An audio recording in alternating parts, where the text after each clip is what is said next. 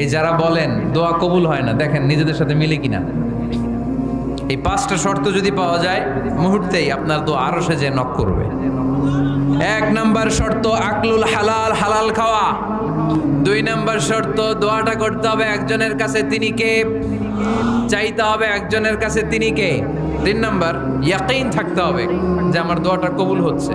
যখন দোয়া করবেন আপনার এই বিশ্বাস থাকতে হবে, আমার রব আমার ফরিয়াদ শুনছে, তিনি আমার কথা শুনতে পাচ্ছে, আমি চাওয়া মাত্রই তিনি সব দিয়ে দিতে পারে, এবং আমার রব আমাকে ফিরাবে না, তিনি দিবেনই। 4 নাম্বার শর্ত সালাতু আলা রাসূলিল্লাহ, আল্লাহর হাবিব সাল্লাল্লাহু আলাইহি ওয়াসাল্লামের উপর দুরূদ পড়া। কুল্লু দুআ মাহজুব মাওকুফুন বাইনাস সামাই ওয়াল আরদ, আমরা যা দোয়া করি সব আকাশ জমিনের মাঝখানে পেন্ডিং হয়ে থাকে। মা লাম ইউসাল্লা আলাইহি, আল্লাহর হাবিব বললেন যতক্ষণ না আমার উপর দুরূদ শরীফ পড়া হয়। 5 নাম্বার সর্বশেষ শর্ত হলো